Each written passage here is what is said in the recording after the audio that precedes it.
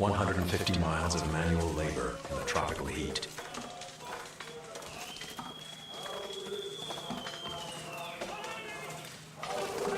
Lee's bush road leads across jungles, through swamps and over mountains to the Great Lakes of Africa. Tanganyika, Victoria, Nyassa. Two already are in British hands, but Tanganyika is the jewel of the German Empire.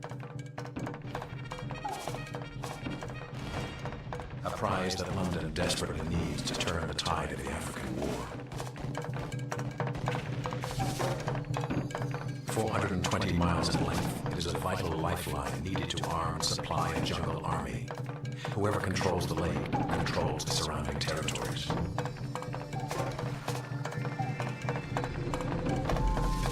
One man rules her waters. Captain Gustav Zimmer of the Imperial German Navy commands a powerful marine unit of 150 men. His fleet of 3 heavily armed gunboats has obliterated the puny armada of the Belgian Congo.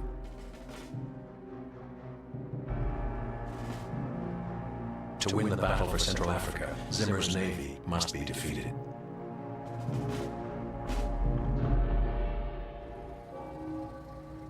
Yet for the job of destroying him, the Royal Navy selects a former military surveyor who has never led a brigade into battle. Lieutenant Commander Geoffrey Basil Spicer Simpson is an old Africa hand who has spent the first year of the war behind a desk in London. I'm planning to take charge of the expedition, sir. I have 4 years in Gambia, sir, and I have extensive knowledge of small river craft. Oh, Mike Simpson? Then chance, not choice, gives him an opportunity for greatness. Why did we go to Tanganyika? Because the Germans, with 4 ships on the lake, were commanding the lake. And by means of these steamers were able to supply their troops on the frontiers with provisions and munitions. It was important that this should be stopped. Spicer's orders are almost surreal. London wants him to tote his own toy navy from England to Central Africa. A pair of 40-foot motorboats to be dismantled and freighted to Cape Town. Then tugged overland by steam tractor to the Congo, a trek of over 9,000 miles. With Zimmer's gunships waiting at the other end.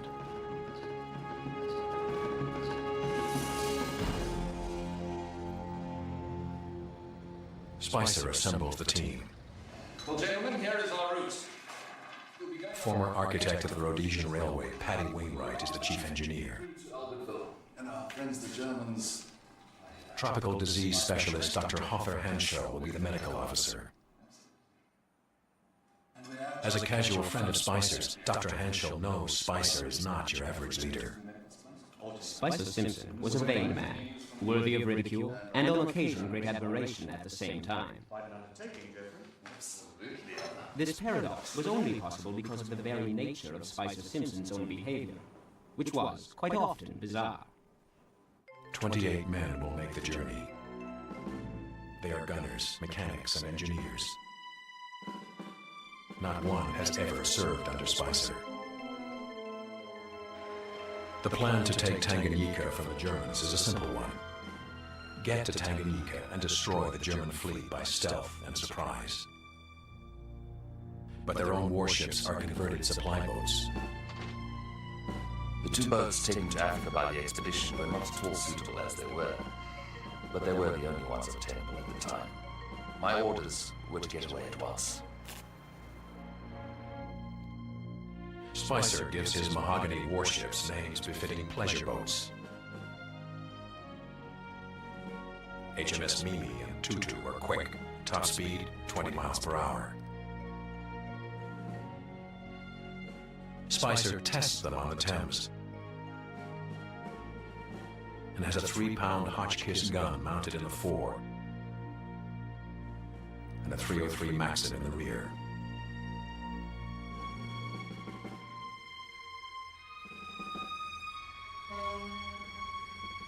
June 15, 1915. Stage 1. The Naval Africa Expedition leaves England on a 6,100-mile voyage for the Cape Colony.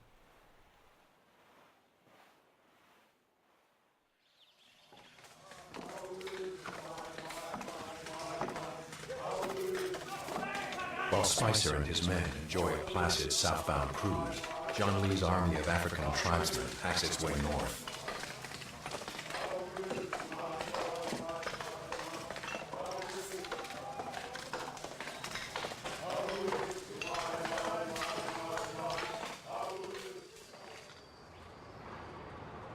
By early July at Cape Town in British South Africa, the caravan transfers from ship to train.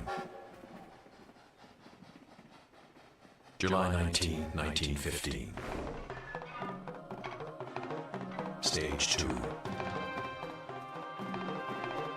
The entire expedition, consisting of men, boats, and hundreds of boxes of supplies, are moved north by rail.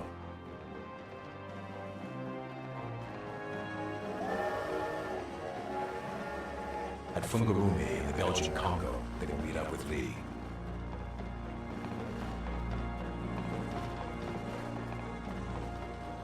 "2,700 miles of European-built railways pierce the heart of a colonized continent.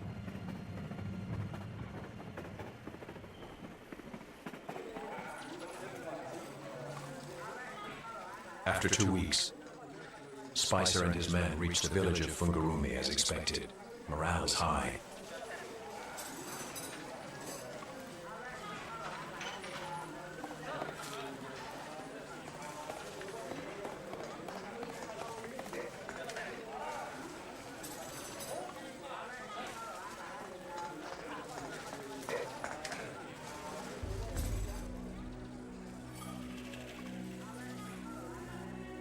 But then, just as his expedition is about to begin its overland odyssey,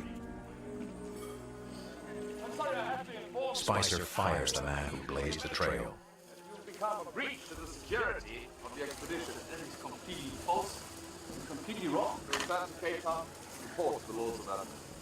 He dismisses John Lee and offers no explanation to his men.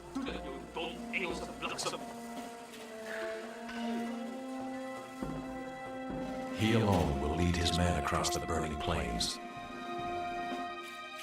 into a jungle few Europeans have crossed since the days of Stanley and Livingston.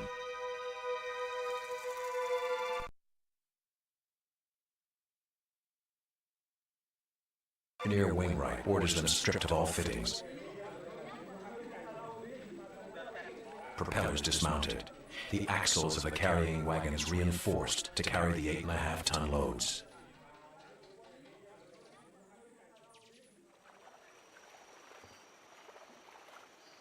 While final preparations are being made, a critical member of the team arrives by a rather odd means. Ex-policeman Arthur Dudley has pedaled 200 miles over jungle trails to reach the expedition. His role, to organize and lead the African laborers transporting the supplies. When I heard you chaps didn't come out. Our hands up. Good to have you on board. Dudley was Royal Navy Reserve. He'd served in the Boer War. Now he was fooling about in Rhodesia doing transport work. But he was capable. Just the sort of fellow for that. Just enough sea knowledge, and just enough military training to manage well.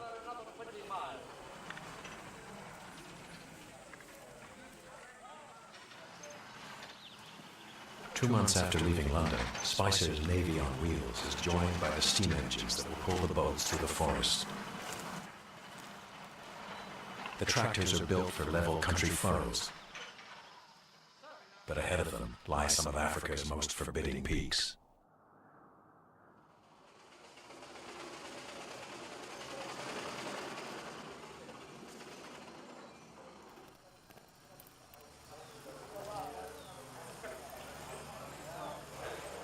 Yes, these wheels will hold. We're going to be a little on the low side, but we're going to do our best. How the men, over? Pretty good, sir, pretty good. But Jeffrey, there's one thing I wanted to mention. Traction engine is taking an awful lot of water. An awful lot. I don't think we're going to have quite enough for the men's Quarter day. But this strange caravan is being shadowed by Zimmer's African spies. We knew that the English intended to challenge our supremacy of the lake. We also knew that the Belgians were building a boat. Where they were building or wanted to build was unknown. If Spicer and his men make it to Lake Tanganyika, Zimmer vows they will not leave Africa alive.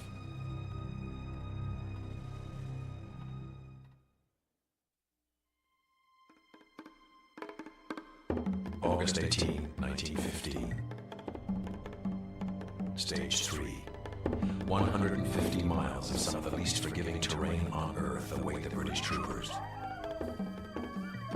A wild land of disease and sudden death.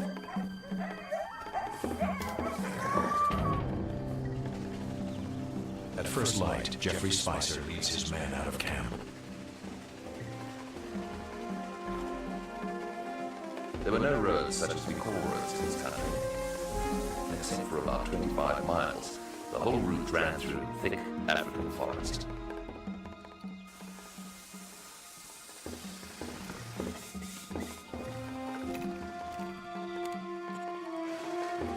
The dry season will last only a few more weeks.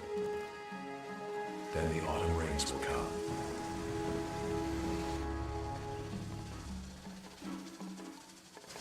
If mud swallows the tractors, Spicer's mission and his only shot at glory will be over before it begins. The steam tractors are in the lead, each hauling one of Spicer's little ships and 10 tons of wood for the insatiable engines.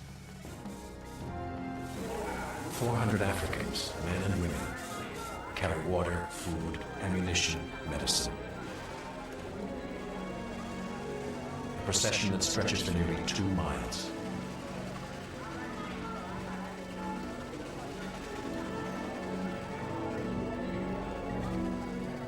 On the first day at the first river crossing, Mimi and her tractor nearly tumble into the current.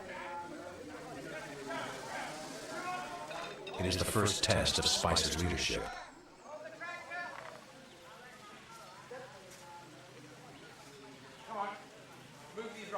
Undaunted, Spicer has Chief Engineer Wainwright come up with a plan. Wainwright has more trees cut, reinforces the bridge, and the convoy plods forward. The work was completed at 2:30 p.m. and the trailers were towed across and a start was made along the road at 3. Good progress was made along the road, and at 6 p.m. a camp was formed for the night. Spicer knows there are more than 140 rivers and gorges still to cross. The path they are following continues uphill for 60 miles. Then they reach the Matumba Mountains, a 6,400-foot range.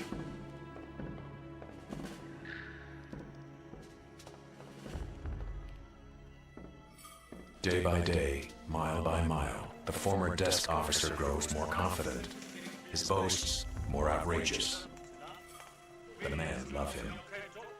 He appealed immensely to the ratings. They all appreciate a commanding officer who's a bit mad, eccentric. And he was obviously mad. Therefore, he was marvelous.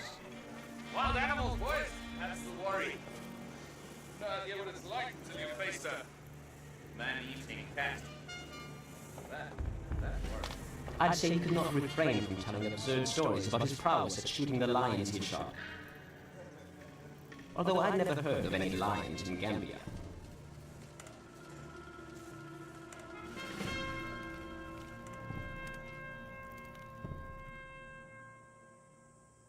The caravan survives on the skill of its African hunters, living off wild buck and guinea fowl. As for water, Hanshaw and a team of Africans find the nearest water source.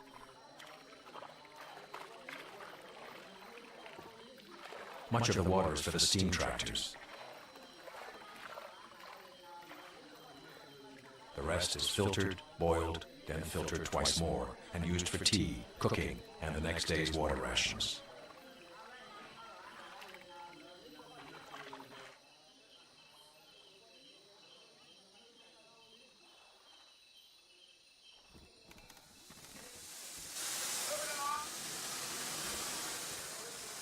The steam engines are insatiable consumers of water and firewood. Advanced parties prepare storage caches of lumber. The journey through the bush was divided up into 3 50-mile stages. And at the end of each stage was built a depot to keep the sun off the provisions and ammunition.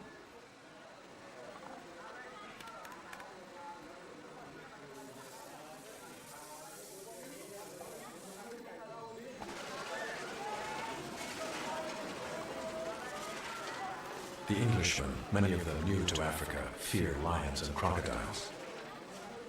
But Dr. Hanschel's duty is keeping the men healthy in a region plagued by unseen killers. Shall I make myself clear? Your spiritual plywood is set all the time. We cannot afford to be stuck. One very valuable thing was the paymaster. He began to get some boils on his shoulders, and out of the boils popped worms, big maggots rather. The men all saw this. I showed it, and I said, "Now see, here you are going through a country where the danger's from insects. Not from wild animals, but insects. You see what they can do." Might just be malignant malaria.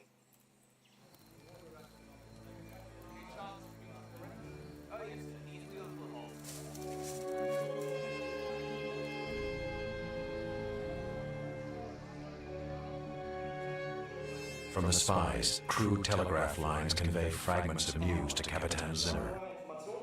He believes that Spicer has come to help the Belgians build new warships at Lake Tanganyika. Around Lukuga and south of there by Calumet, there seemed to be only defensive building going on.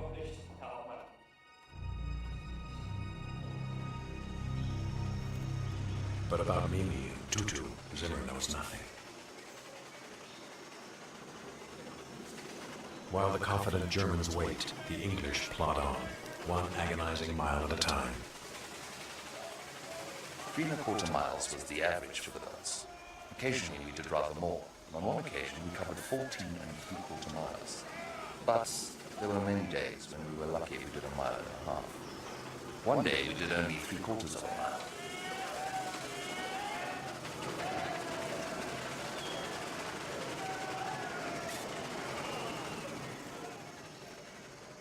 By late August, Spicer knows he needs help if he is to outrun the rains.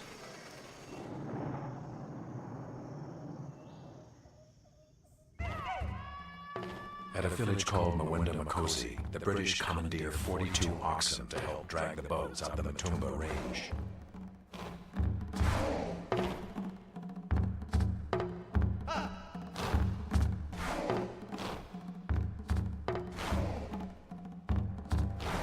When the rains begin, they will turn the plains into a quagmire, too shallow for ships, too muddy for wheels.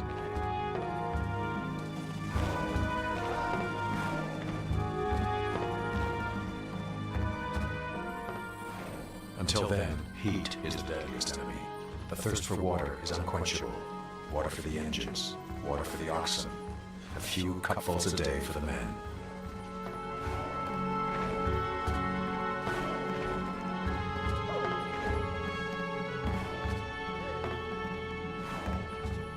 Then in early September, a sudden storm of fire. Spicer has his men create a firebreak. Looks like we've got a bushfire, man!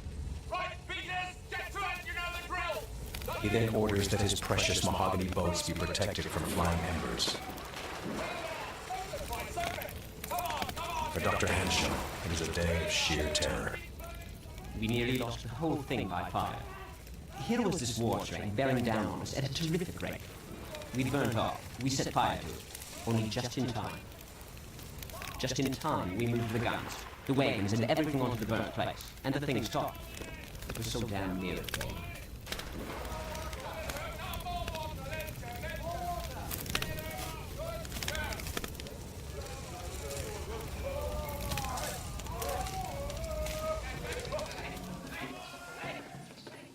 In the weeks that follow, the oxen prove their worth.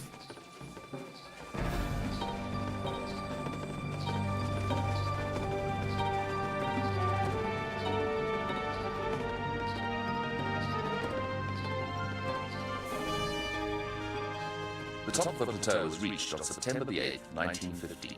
And this was a very triumphant moment for the expedition, for there were some who had said it was impossible to get there. Our difficulties were by no means at an end, for on the downward trek from this point to Sankesia, there was some risky work to be done in lowering the boats down the sharp spurs of the mountain. They are still weeks away from the combat zone.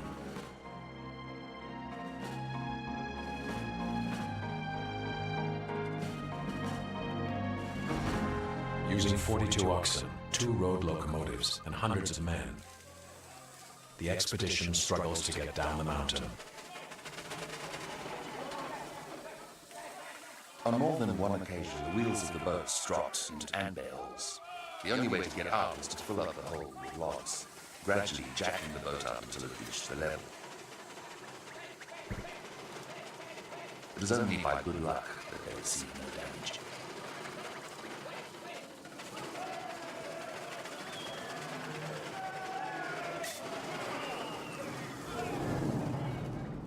There is a great deal of thunder, and it appears that the rains are not far away.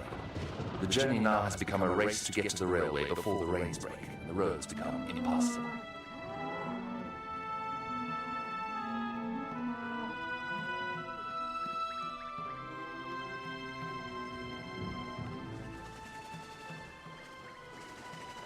Finally, the land is level, but the dangers remain deadly.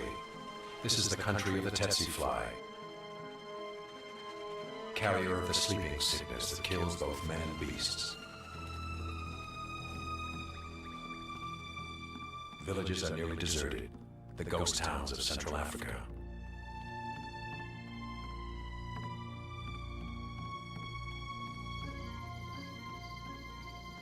No rain falls.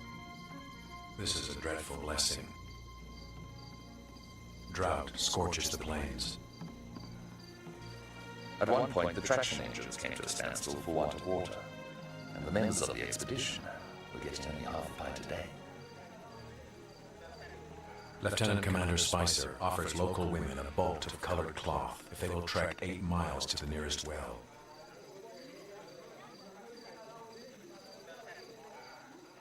Hundreds accept the bargain, and the convoy moves on.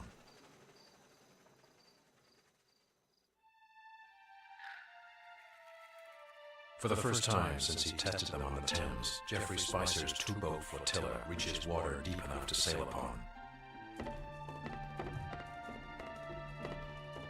Mimi and Tutu are reassembled and lowered into the Lualaba River.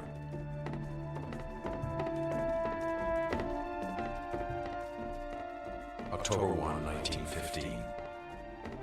Stage 4. They will float or drag their boats 200 miles downstream. Strange apparitions to the resident wildlife. Progress on the river was very slow. I think Mimi and Tutu hold the record for grounding, as on October 7th they were aground 14 times in 12 miles.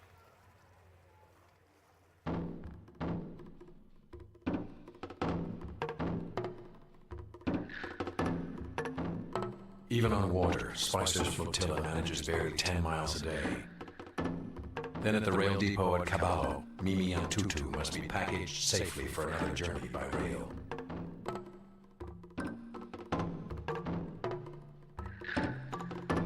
October 22, 1915. Stage 5.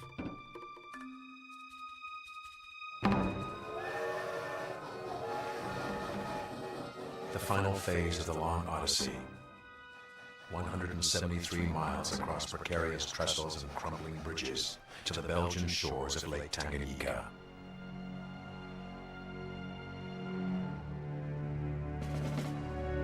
Spicer's rivals are already preparing their reception. Gustav Zimmer has followed every mile of Spicer's incredible trek, still unaware of the unlikely cargo. The effort to find out more about the area around Lukuga and Kalame was resumed in earnest. They took down a lot of telegraph wires and blew up telegraph stations.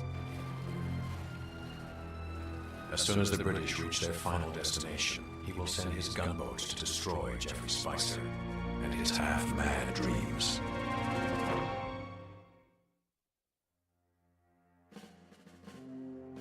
October 28, 1915. After 4 months and over 9,000 miles of travel, the unlikely odyssey of Lieutenant Commander Jeffrey Spicer reaches the blue heart of Africa, Lake Tanganyika. Finally, he has reached his battleground. At Calumet, on the western shoreline, a defensive network of guns, troop quarters, and shipbuilding facilities guards the back door of the Belgian Congo. For their British allies, the Belgians have prepared simple dwellings. Spicer claims the largest to be his headquarters and hoists the banner of the Royal Navy, an emblem of his growing lust for power. Gentlemen! Looking! Jolly good. Jolly. Talk my ships. Shorelines exposed. I'll not sacrifice my boat. Calumet has guns, but no harbor. Sorry. Not possible. To protect his boats from the Germans, Spicer insists the Belgians construct a harbor. I need to launch my ships very quickly. Once in the water, they need to be protected. The decision to build the port has come to owing to the fact that it's impossible to operate without a defended port. And the existing defenses at Kalimi will amply protect the port selected.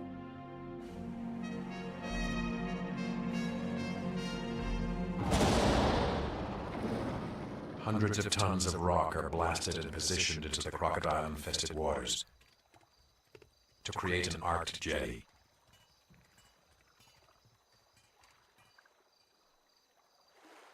Atop the rocks, train tracks and a launching slip are laid, which will allow Spicer to slide his miniature navy into the lake in minutes.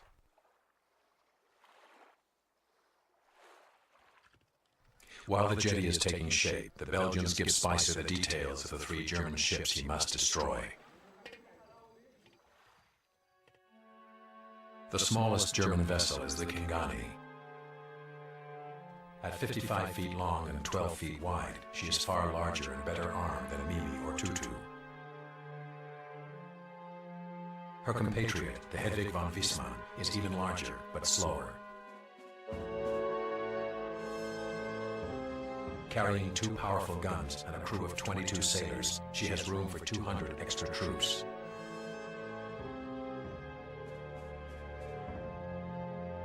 The Graf von Gotzen dwarfs them all. An 800-ton monster, she is over 20 times the size of the British speedboats.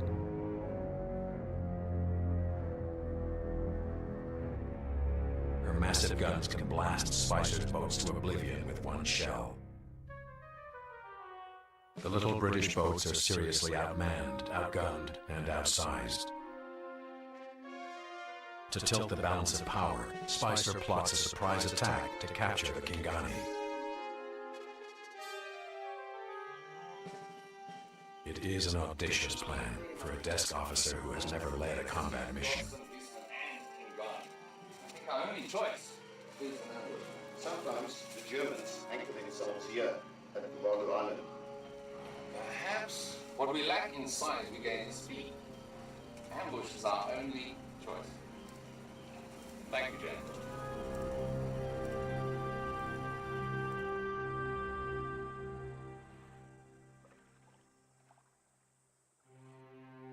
Across the lake, Gustav Zimmer plans his own strategy of strength. We learned from intercepted Belgian telegram communications that they were looking for the building location. As soon as it was practical, the reconnaissance work began.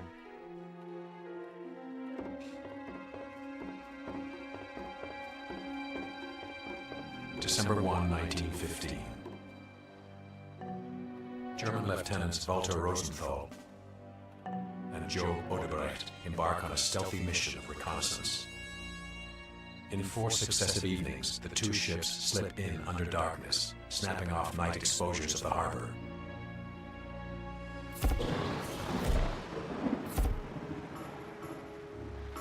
The next evening, Lieutenant Rosenthal risks his life in a daring solo mission.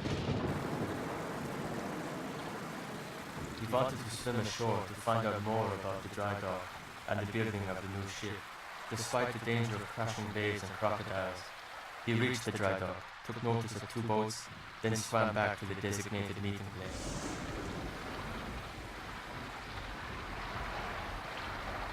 But a panicky German officer orders the Kingani to leave without him. Rosenthal is forced to hide out on the Allied side of the lake.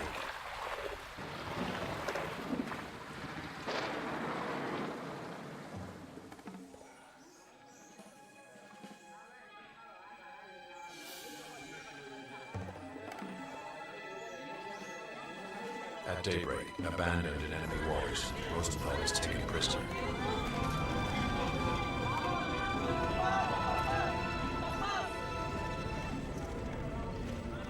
Zimmer is still ignorant of Spicer's general navy.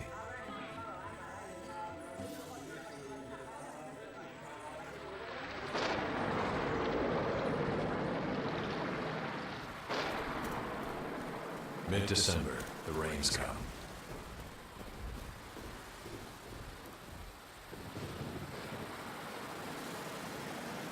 Work is impossible.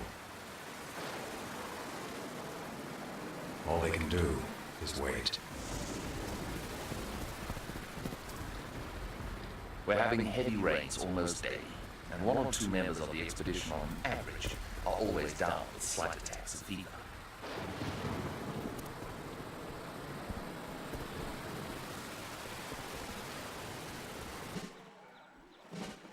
On December 23, Spicer decides it is time to go to war.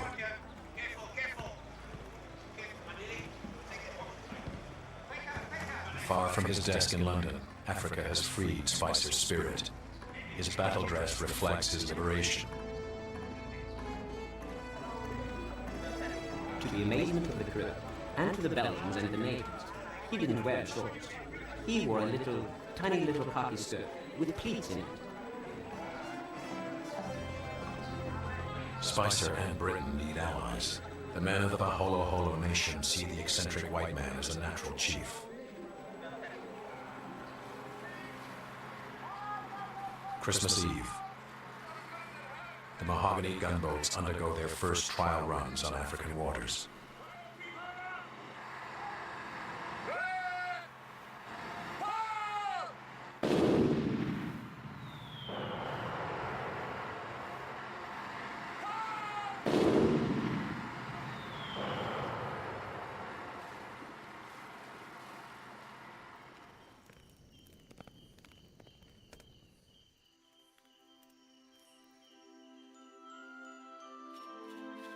On Christmas Day, we took a rest.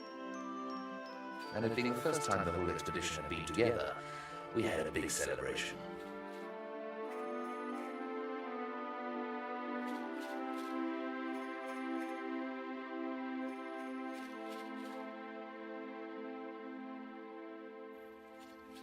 December 26, 1915. The Germans come to fight. Spicer is reading prayers when an enemy ship is sighted.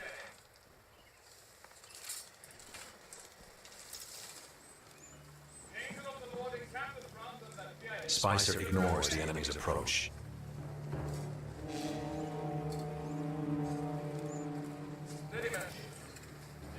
He alone will decide when his private war will commence. I finished prayers and then sent the hands off to get ready. Battle orders for immediate action. Stop. Division. No one, no wait. Distance.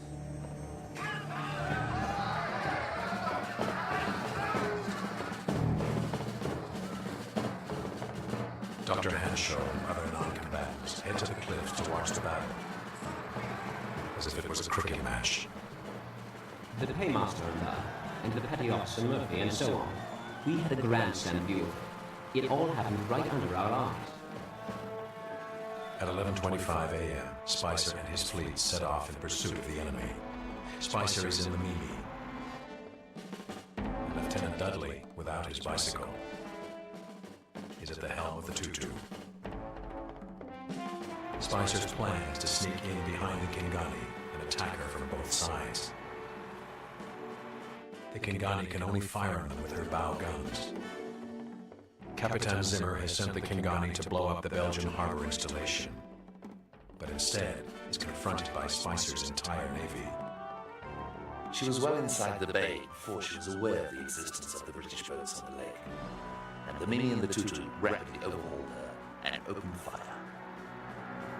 Waterhouse! Just range to 200 yards! Fire! Fire!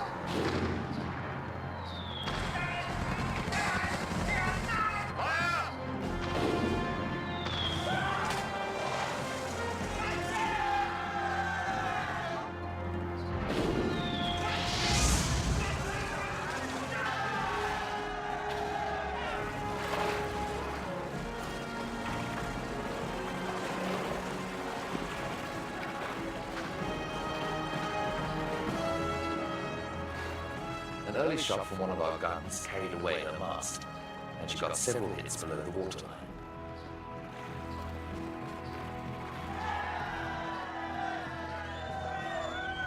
In the ensuing half hour, 11 enemy sailors are rounded up.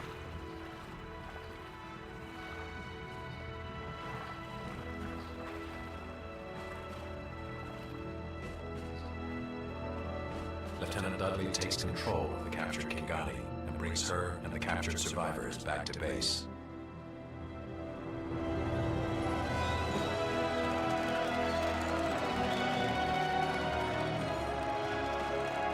At Calumet, Spicer is showered with sand, a traditional gesture that confirms his mastery of the earth he stands on.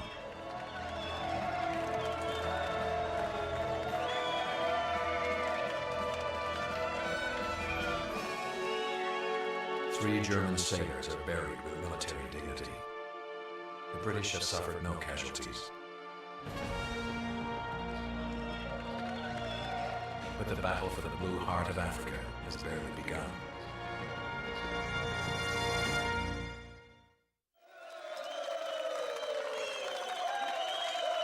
In London, he was ignored, but at Lake Tanganyika, Geoffrey Spicer is hailed as a hero for his brilliant ambush of the Kingani. He must now repair his damaged prize. British and Belgian engineers patch up the Kingani's 11 holes and refit her with a larger 12-pounder gun.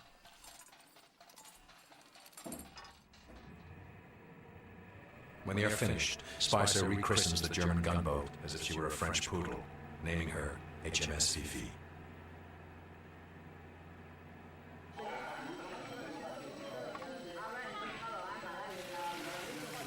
With a bolstered sense of confidence, Spicer's behavior becomes more outrageous, more bizarre.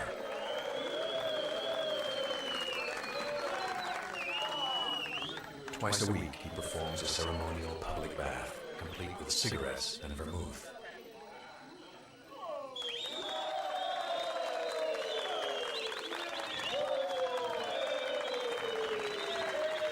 His body is decorated with symbolic tattoos. Spicer's men suspect he has gone mad.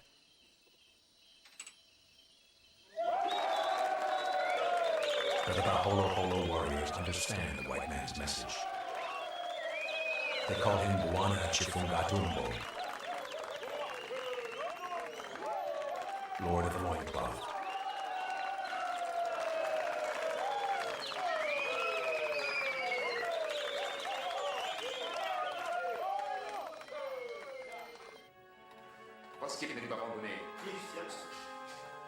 February 8, 1916.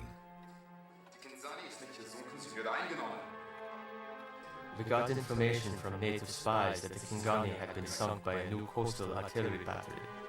I decided to check into this myself and sent along the Godson, the Hedwig von Wissmann, and the smaller boat.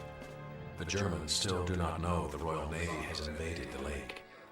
The Hedwig von Wissmann was to get to the Belgian coast in the early morning and then inquire about the position from friendly spies, then head back to Cape Kongwe, where she would meet with the Godson at around noon on February 9th.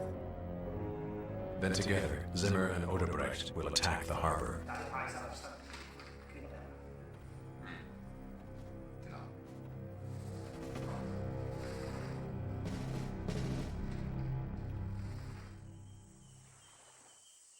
At dawn on February 9, the dance begins, with control of Central Africa at stake. It is a humid, hazy morning. Distant vessels shimmer like mirages in the heat. Through the haze, Spicer spots the Germans.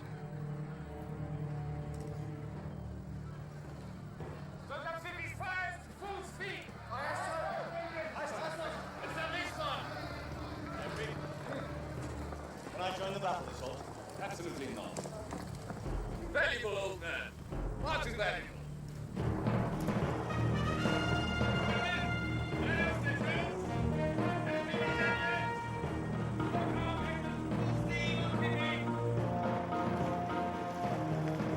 Spicer leads the attack in his new flagship, the Fifi. Chief Engineer Wainwright takes the speedier, more maneuverable Mimi. The weather conditions made the estimation of the distance very difficult. And until the enemy closed to within 5,000 yards, he appeared to be a dark blob suspended above the horizon.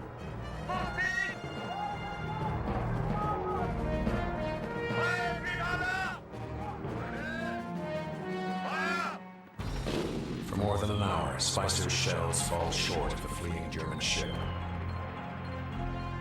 But the Mimi cuts off her escape and forces the Germans to turn and fight.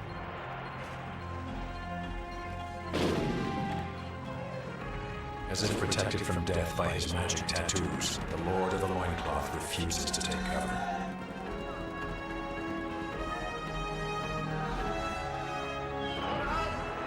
Just ready to 200 yards. Fire! The Battle of Lake Tanganyika lasts 90 furious minutes. Hemmed in by Wainwright and Mimi, Spicer's cannon blasts a fatal wound in the Wisman's engine room.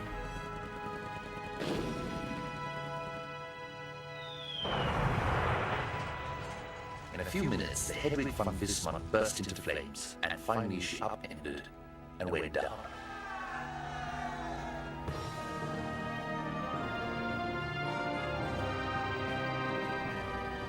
From among the wreckage, Spicer retrieves the German battle flag. The first enemy banner captured in combat anywhere in the most deadly war in human history. 21 Germans survive the explosion. 7 others are killed. Again, there is not a single British casualty. Now only one target remains, the Gotsen, the mightiest of all warships on this deadly inland sea.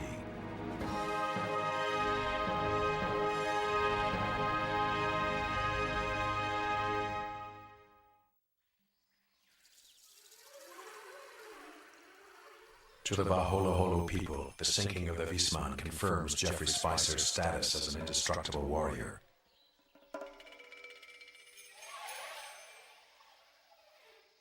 A man whose magic places him in the realm of the gods.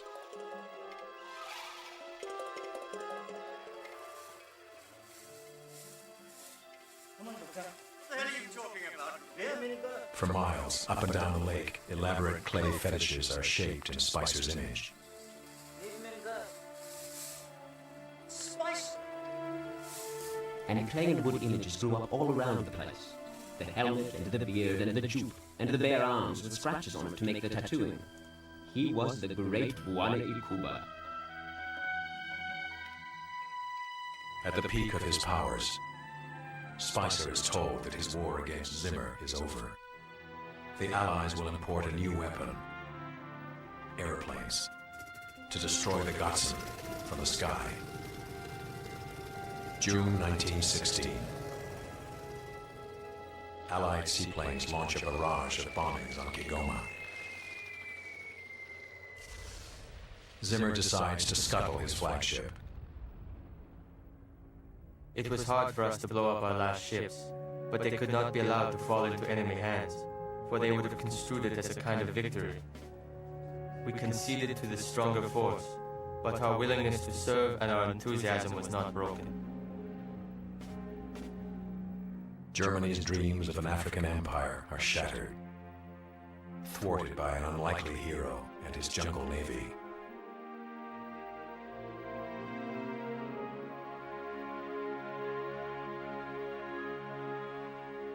After almost another year of protecting the lake, Spicer and his men are ordered back to England. His warships left behind. The British Naval Africa expedition is a total success. Its military objective attained. Its men back home unharmed.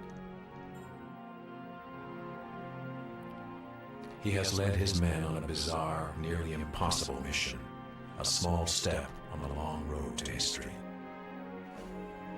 He is awarded the Distinguished Service Order, and 15 others, including Henschel, Wainwright, and Dudley, are also honored. After the awards and the ceremonies, the Lord of the Loincloth returns to the same desk he left in 1915. As a warrior, his duty is done.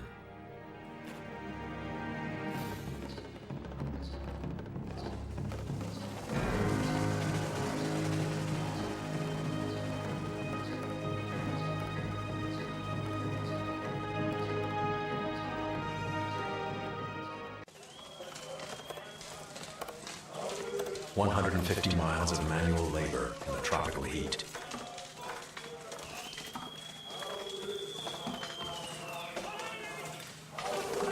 Lee's bush road leads across jungles, through swamps and over mountains to the Great Lakes of Africa.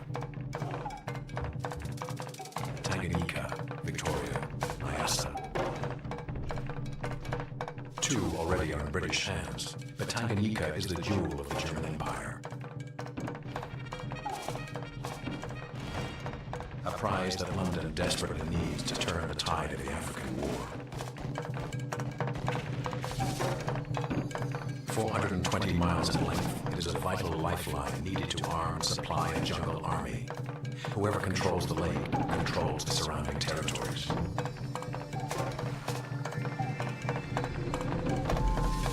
One man rules her waters. Captain Gustav Zimmer of the Imperial German Navy commands a powerful marine unit of 150 men.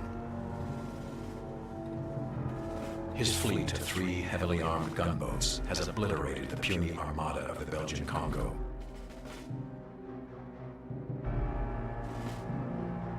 To win the battle for Central Africa, Zimmer's navy must be defeated.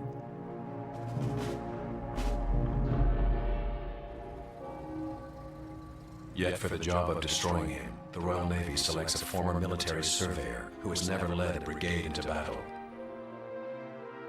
Lieutenant Commander Geoffrey Basil Spicer Simpson is an old Africa hand who has spent the first year of the war behind a desk in London. I'm glad to take charge of the expedition, sir. I had 4 years in Gambia, sir, and I have extensive knowledge of small river craft. Oh, Mike Simpson? Then chance, not choice, gives him an opportunity for greatness. Why did we go to Tanganyika? Because the Germans, with 4 ships on the lake, were commanding the lake. And by means of these steamers were able to supply their troops on the frontiers with provisions and munitions. It was important that this should be stopped. Spicer's orders are almost surreal. London wants him to tow his own toy navy from England to Central Africa. A pair of 40-foot motorboats to be dismantled and freighted to Cape Town. Then tugged overland by steam tractor to the Congo, a trek of over 9,000 miles. With Zimmer's gunships waiting at the other end.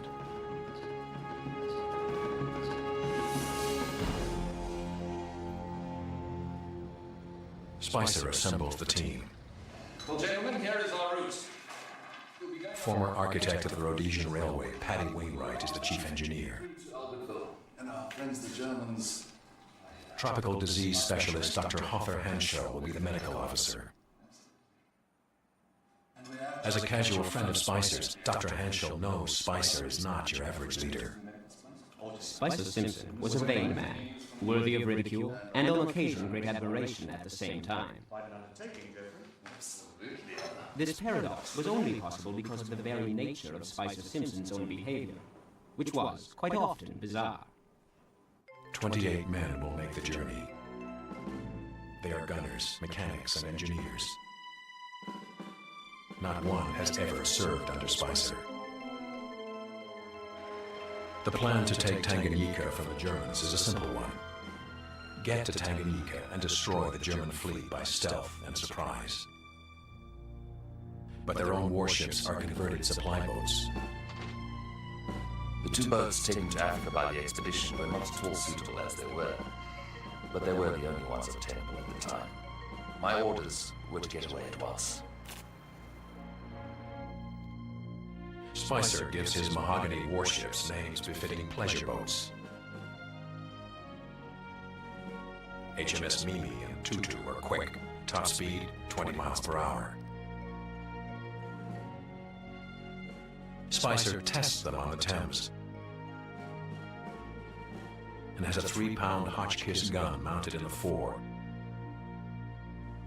and a .303 Maxim in the rear.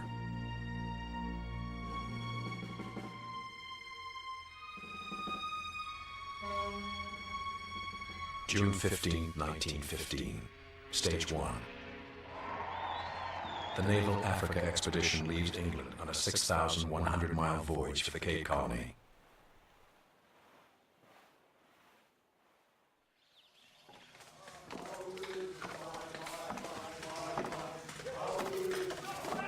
While Spicer and his men enjoy a placid southbound cruise, John Lee's army of African tribesmen hacks its way north.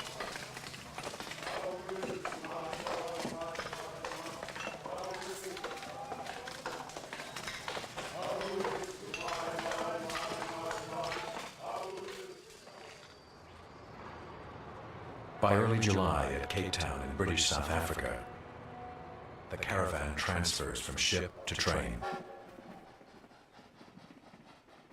July 19, 1915.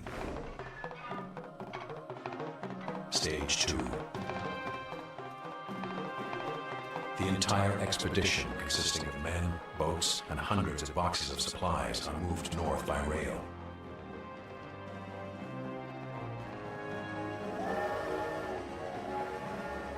At Fungarumi in the Belgian Congo, they will meet up with Lee.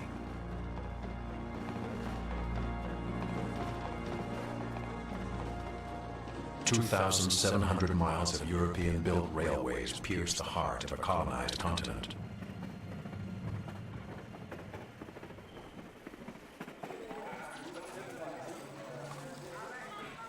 After 2 weeks, Spicer and his men reach the village of Fungarumi as expected. Morale is high.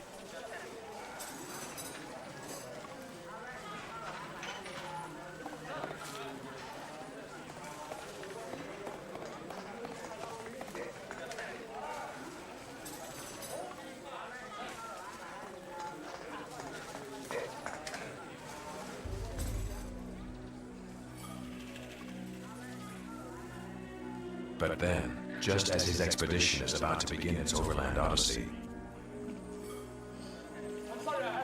Spicer fires the man who blazed the trail. You've become a breach to the security of the expedition. That is completely false and completely wrong. Return to Cape Town, report to the Lords of Admin. He dismisses John Lee and offers no explanation to his men.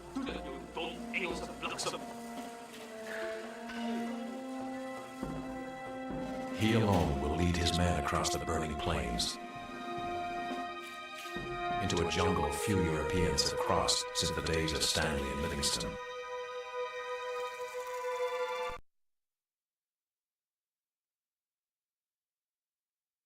Engineer Wainwright orders them stripped of all fittings.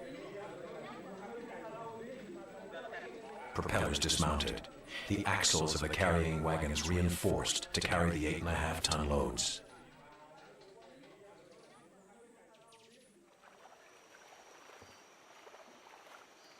While final preparations are being made, a critical member of the team arrives by a rather odd means. Ex-policeman Arthur Dudley has pedaled 200 miles over jungle trails to reach the expedition. His role, to organize and lead the African laborers transporting the supplies. Rhodesia was the right when I heard you chaps needed some help. Arthur Hansel, good to have you on board. Dudley was Royal Navy Reserve. He'd served in the Boer War. Now he was fooling about in Rhodesia doing transport work. But he was capable. Just the sort of fellow for that. Just enough sea knowledge, and just enough military training to manage well.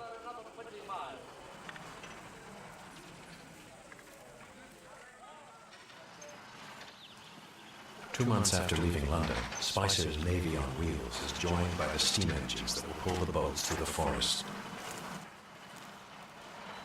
The tractors are built for level country furrows, but ahead of them lie some of Africa's most